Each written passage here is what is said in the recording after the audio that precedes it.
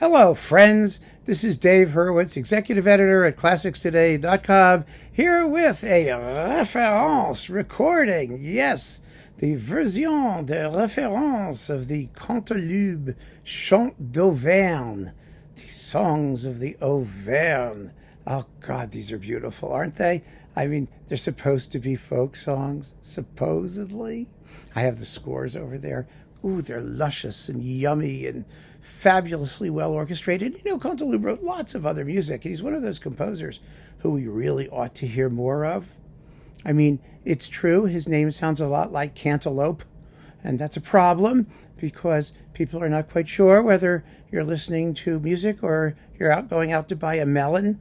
But, you know, we can get around those things. I mean, lots of people have funny names. Anyway, there is a reference recording, believe it or not.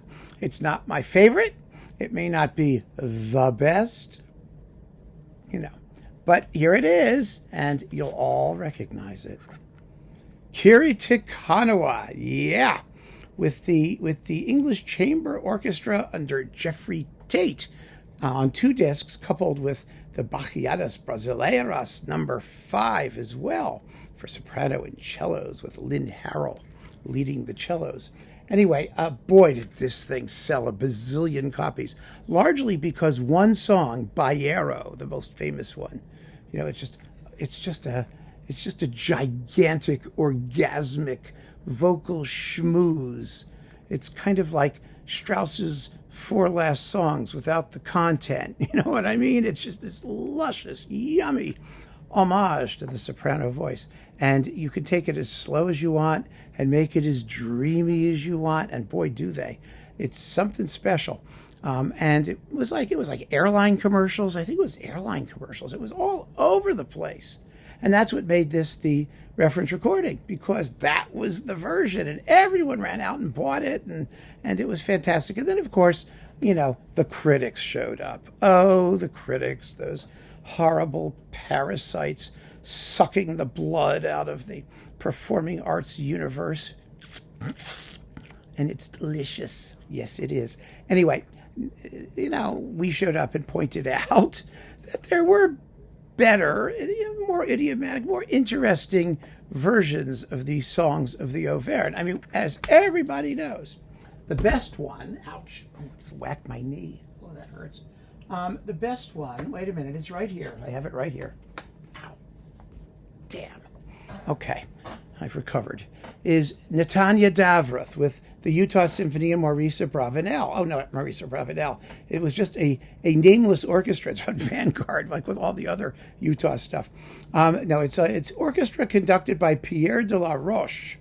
And oh my goodness, it's just wonderful. And it also comes with new songs of the Auvergne and other things.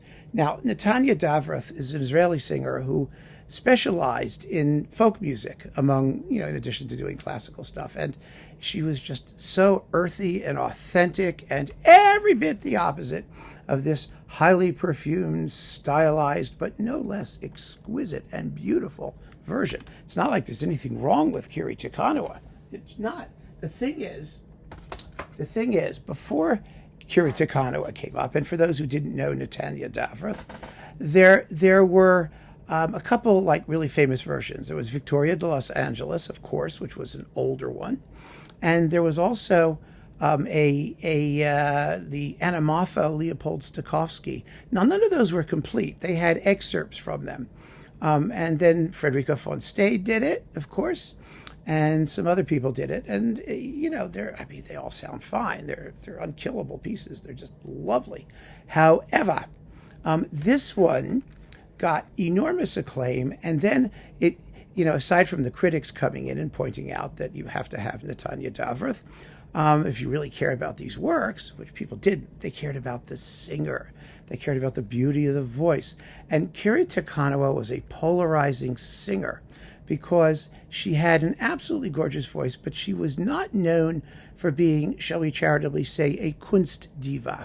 That is, someone with extraordinary artistic insight and intelligence. I don't know why people said that. I really don't, to be honest with you. People claim to be able to hear intelligence when singers are singing. Usually it's when they're singing and their voices aren't so good, so you listen to the intelligence instead of to the voice. It really wasn't fair. I mean, I was never an opera person, so I would sort of watch the Kiri Te Kanawa wars with the, terrible, awful things that people said about her who didn't know her. And they all refer to her by her first name, of course, Kiri. Oh, Kiri this, Kiri that. My favorite riff on Kiri Te Kanawa was remember the Grand Shana Opera Company, the drag queens who sang opera really quite well? I mean, really, really, really quite well. One of them was named Iri Lakawana. And Iri Lakawana obviously was Kiri Te Kanawa, or Kiri Te Kanawa, however she wanted to pronounce it. And Iri Lakawana is actually the New Jersey transit system. I mean, the Erie Lackawanna line is a train that goes to suburban New Jersey through Hoboken.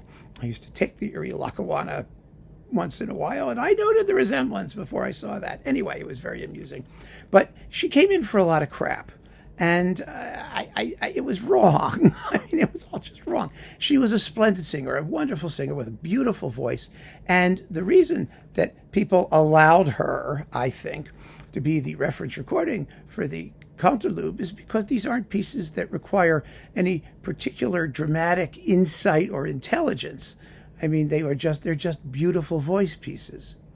You don't have to have, inward soulfulness, and you don't have to, it's not like the Countess in The Marriage of Figaro or the Marschallin, and because anything German, of course, has to have high philosophical pretensions. I mean, it's not enough just to sing it beautifully. You have to sing it beautifully with Elizabeth Schwarzkopfian affectation and emphasis on every word to give it that deep Innigkeit and immense significance that the great art always aspires to. I mean, it's so anyway, this was the recording that sort of gave Kiri Te Kanawa her due, that most people could agree on. Unlike some of her other works. But like I said, it's gorgeous. It's beautiful. It ain't Natana Dareth, who I like better because of her earthy naturalness. It's not as operatic as this is. But, I mean, the work is written for operatic voices. And if you look at the orchestrations, I mean, that's folk music. Who are we kidding? Right? I mean, if that's folk music, no, of course not. I mean, the tunes may be, I don't know. All I know is that it's gorgeous. And this is gorgeous. And people went nuts for it when it first popped up. It was an enormous success, deservedly so. And that's all there is to it. So keep on listening, friends. Thanks for joining me. Take care.